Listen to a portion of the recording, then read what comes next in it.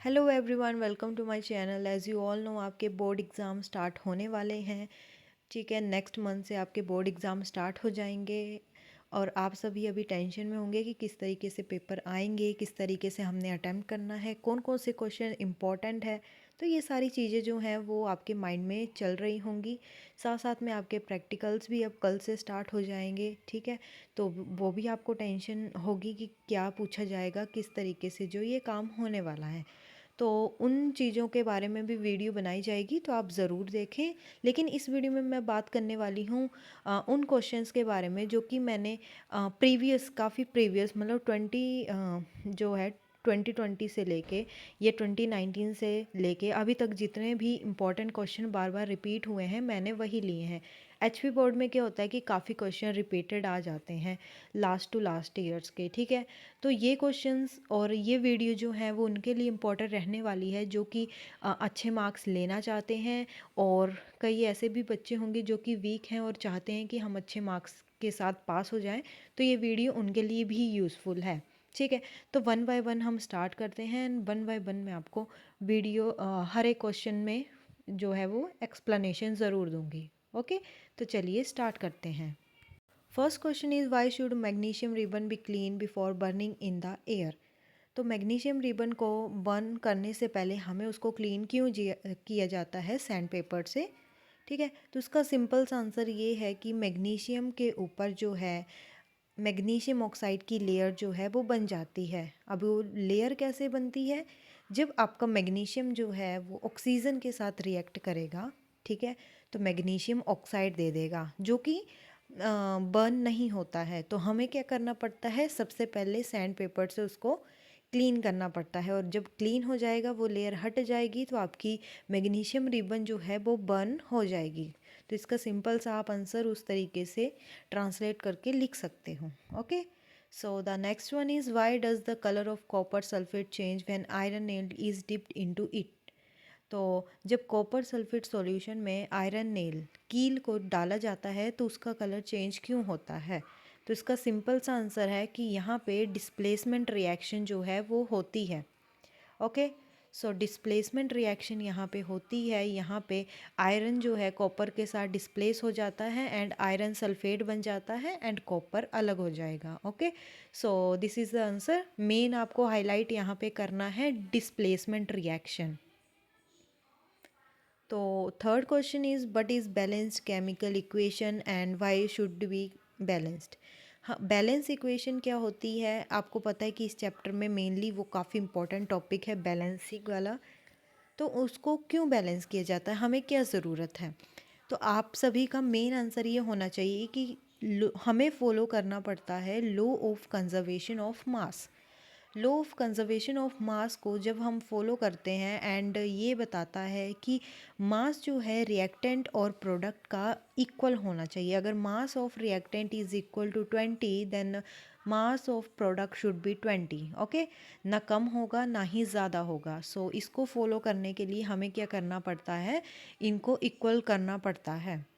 ठीक है, एंड आपको यहाँ पे एक और चीज़ बता दूँ कि बैलेंसिंग का क्वेश्चन ज़रूर आता है बोर्ड एग्ज़ाम में, तो आपको वो टॉपिक भी अपना क्लियर कर लेना है अच्छे से। So the next question is what do you mean by exothermic and endothermic reaction. Exothermic से हम ये एक्सो का मतलब होता है आउटसाइड, बाहर की तरफ निकल जाना। ओके, एंड एंडो का मतलब होता है इनसाइड। सो एक्सोथर्मिक का मीन्स होता है हीट। एक्सोथर्मिक का मतलब है हीट का बाहर निकलना, हीट जब रिलीज होगी that is exothermic. And endothermic का मतलब है हीट जब एब्जॉर्ब होगी। ओके, सो इस तरीके से आप उसको याद रख सकते हो। सो ये था exothermic and endothermic reaction. Fifth question is why is respiration considered an exothermic reaction. Exothermic reaction क्यों बोला जाता है रेस्पिरेशन को। तो इसमें जो है आप जैसे आपको बायो में आपको रेस्पिरेशन जो रेस्पिरेटरी सिस्टम वाला पूरा काम करवाया होगा, आपको यहाँ पे ग्लूकोज की जो फॉर्मेशन है वो बतानी है। ठीक है, एंड वहाँ पे क्या होता है, एनर्जी आपको पता है कि गिवन आउट मतलब रिलीज़ होती है एंड में। आपको वो पूरा लिखना पड़ेगा कि आरबीसीज में ऑक्सीजन जाएगा इस तरीके से पूरा, एंड उस तरीके से आपका ये क्वेश्चन बन जाएगा। तो ये है एक्सोथर्मिक रिएक्शन, इसलिए बोला जाता है क्योंकि इसमें भी रेस्पिरेशन के टाइम पे भी हीट रिलीज होती है। Why do we apply paint on iron articles, ये क्वेश्चन भी जो है वो काफ़ी बार पूछा जाता है फॉर 2 मार्क्स, ठीक है। तो आयरन आर्टिकल, जितने भी आयरन के लोहे की चीज़ें होती हैं, हम उनको पेंट क्यों करते हैं? तो उनको पेंट करने का मेन जो रीज़न होता है वो ये होता है कि हमें उस लोहे को जो है पेंट करने के बाद रस्टिंग से बचाना है, ताकि उसके ऊपर कोई जंग ना लग जाए। एंड जंग से बचने के लिए हम क्या करते हैं, रस्ट से बचने के लिए हम उसके ऊपर पेंट कर देते हैं। नेक्स्ट है आपका, why are decomposition reaction are called opposite of combination reaction, right equation for these reactions. So decomposition का मतलब है विखंडन, ठीक है, टूटना, ब्रेक डाउन होना, एंड कॉम्बिनेशन का मतलब है इकट्ठा होना। तो ऑब्वियसली वो दोनों आपस में ऑपोजिट हैं। डिकम्पोजिशन मतलब एक चीज़ का टूट जाना डिफरेंट डिफरेंट प्रोडक्ट में, एक रिएक्टेंट ब्रेक डाउन हो जाएगा डिफरेंट डिफरेंट प्रोडक्ट्स में। एंड कॉम्बिनेशन में क्या होता है कि डिफरेंट डिफरेंट रिएक्टेंट कंबाइन होके बन जाते हैं प्रोडक्ट, एक प्रोडक्ट बनेगा। So this is the difference between decomposition and the combination reaction. So चलिए नेक्स्ट क्वेश्चन पे चलते हैं। What are chemical reactions? What are the different types of chemical reactions? तो केमिकल रिएक्शंस क्या होते हैं, आपको पता है कि नॉन रिवर्सिबल होते हैं, इरिवर्सिबल होते हैं, ठीक है। इसमें आपको फर्स्ट चैप्टर के स्टार्टिंग में ही है। इसके कुछ आइडेंटिटीज़ भी होती हैं, वो भी आपने कर लेनी है। एंड टाइप्स ऑफ रिएक्शन आपने इसमें 4-5 टाइप्स पढ़े होंगे, ठीक है। Combination, decomposition, displacement reaction, double displacement, redox reaction. तो उसके बारे में 1 बाय 1 जो है वो करना है। एंड ये क्वेश्चन जो आपको 5 मार्क्स में पूछा जाता है, तो उस तरीके से आपने इसको रेडी कर लेना है। Next is define rancidity. तो रेंसिडिटी का मीनिंग है ऑक्सीडेशन होगी इन फूड। आपको पता है कि तीन तीन जगह पे ऑक्सीडेशन का इफ़ेक्ट होता है, एक खाने पे, लोहे पे, मतलब उसके लिए अलग से बोला जाता है वर्ड, एंड जितनी मेटल्स होती हैं उस पे। तो जो मेटल पे होती है, किसी मेटल पे आयरन को छोड़ के, उसको बोलेंगे कोरोजन। जो आयरन पे होगी उसको बोलेंगे रस्टिंग, एंड जो खाने के साथ ऑक्सीडेशन होगी, this is rancidity. So rancidity जो है फूड के साथ होती है, आपको लग गया पता। अब कौन को अब कैसे बचा सकते हैं, आप फ्रिज में डाल दो, है ना, आप उसको एयर टाइट कंटेनर में रख लो, सॉगिनेस से बचाओ उसको, ठीक है। एंड जैसे पिकल्स होते हैं उनको अच्छी धूप दिखाओ, इस तरीके से क्या है। और एंटीऑक्सीडेंट्स जैसे आपने सुना होगा, प्रिजर्वेटिव्स डाले होते हैं। तो ये सारे ही रीज़न होते हैं जिससे कि आप रेंसिडिटी से उसको क्या कर सकते हो, बचा सकते हो फूड को। तो रेंसिडिटी वर्ड याद रखना कि फूड के लिए होती है। और एक इम्पॉर्टेंट यहाँ पे ये भी बन सकता है कि ऑयल ऑयल और फैट कंटेनिंग फूड आइटम में नाइट्रोजन क्यों भरी जाती है। तो उसका भी रीज़न यही है कि हमने प्रिवेंट करना होता है उसको रेंसिडिटी से, ऑक्सीडेशन से। ओके, सो ये चीज़ें आपने इस क्वेश्चन में डालनी है। एंड ये भी 4 मार्क्स का आएगा, बड़ा क्वेश्चन आता है ये वाला भी। एंड इससे ऊपर 8th क्वेश्चन भी। एक और क्वेश्चन जो है, जो इम्पोर्टेंट है, डेट इज़ कोरोजन। तो मैंने कोरोजन के बारे में भी आपको एक्सप्लेन कर दिया है कि what is corrosion. So corrosion क्या था कि जब आपका कोई जंग जो है, ठीक है, वो लग रहा है किसी मेटल के ऊपर, और मेटल पे जंग कब लगता है, बिकॉज ऑफ ऑक्सीडेशन, ठीक है। तो ये, और प्रिवेंट कैसे कर सकते हैं, पेंटिंग करके, ऑयलिंग, ग्रीस लगा के, ठीक है, गैल्वेनाइजेशन करके, जिंक की लेयरिंग मतलब चढ़ा देनी है उस पर। तो इस तरीके से आप जो है इसको बचा सकते हो। ये क्वेश्चन भी काफ़ी इंपॉर्टेंट है फॉर 5 मार्क्स, ठीक है। तो 5 नंबर के अकॉर्डिंग भी ये काफ़ी इंपॉर्टेंट क्वेश्चन आपका रहने वाला है। तो अभी तक हमने 10 क्वेश्चन जो है वो कर लिए हैं। इसमें से कुछ जो हैं 3-4 क्वेश्चन 5 मार्क्स में आ सकते हैं, मतलब बड़े क्वेश्चन आ सकते हैं, ठीक है। एंड जो बाकी हैं वो 2-3 मार्क्स में आ सकते हैं। अब इतना तो कंफर्म है कि इनमें से क्वेश्चन आने ही वाले हैं, लेकिन आपको ये हो सकता है कि जैसे एक आ गया या दूसरा आ गया, पांचवा आ गया, छठा आ गया, इस तरीके से आ सकते हैं, लेकिन इनमें से ही आपको क्वेश्चन जो है बोर्ड एग्ज़ाम द्वारा पूछे जाते हैं। ठीक है, तो आप लोगों ने इन क्वेश्चंस को लाइटली नहीं लेना है, बिल्कुल अच्छे से प्रिपेयर कर लेना है। अभी और भी क्वेश्चन है, इसकी आगे वाली वीडियो में हम देखेंगे कौन कौन से क्वेश्चंस हैं। ठीक है, तो अभी आप क्या करिए, सबसे पहले इन क्वेश्चंस को कहीं पे नोट कर लीजिए अपनी नोटबुक पे जल्दी से, एंड देन अगले क्वेश्चन जो है वो हम स्टार्ट करते हैं।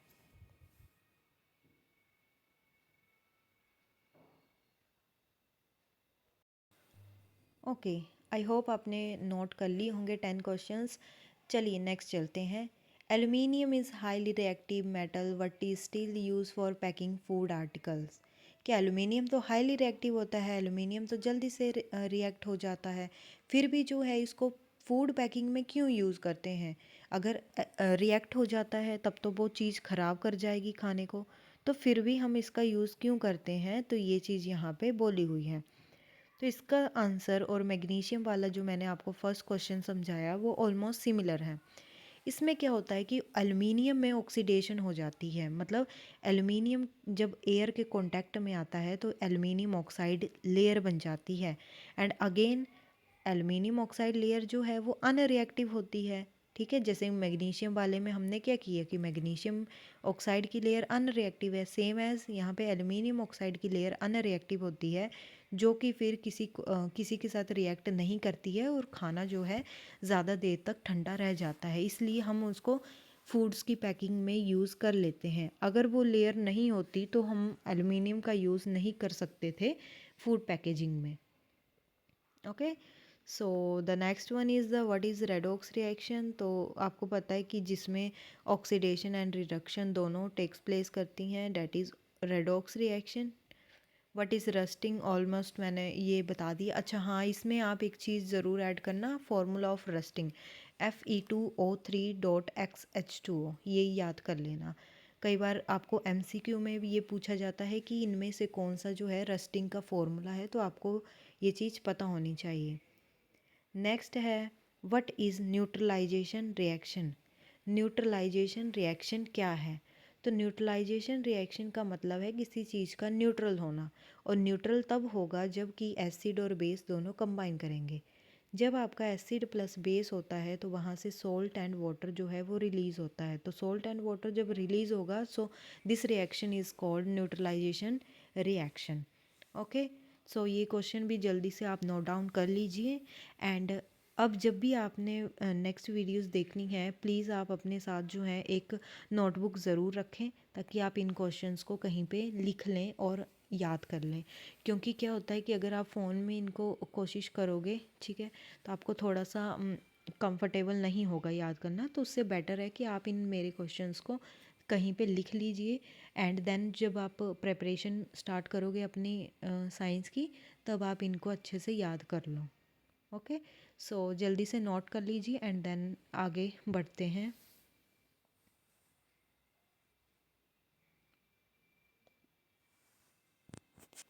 सो ओके, आपने नोट कर लिया होगा। यहाँ पे मैंने आपको आज 14 क्वेश्चन जो हैं जो काफ़ी इंपॉर्टेंट है वो आपको करवा दिए हैं फर्स्ट चैप्टर के, एंड इसी तरीके से हम हर चैप्टर जो है वो कवर करने वाले हैं, हर चैप्टर जो है साइंस का कवर होगा। सो प्लीज़ आप सभी जो हैं चैनल को जल्दी से सब्सक्राइब कर लीजिए, ताकि आपको जो है नोटिफिकेशन सारी आती रहें और सारी वीडियोस आपके लिए यूज़फुल रहें। ठीक है, एंड अगर आपको किसी और सब्जेक्ट की वीडियोस भी चाहिए इस तरीके से, तो मुझे आप कमेंट बॉक्स में ज़रूर बताइए, आपको वो वीडियोस भी मिल जाएंगी। एंड क्या ये वीडियो आपके लिए यूज़फुल रही, तो आप वो भी फीडबैक मुझे दे सकते हैं कमेंट बॉक्स में, या आपको कुछ और आइडियाज़ हैं तो आप वो भी मुझे बता सकते हैं। So that's all for today, thank you so much, bye bye.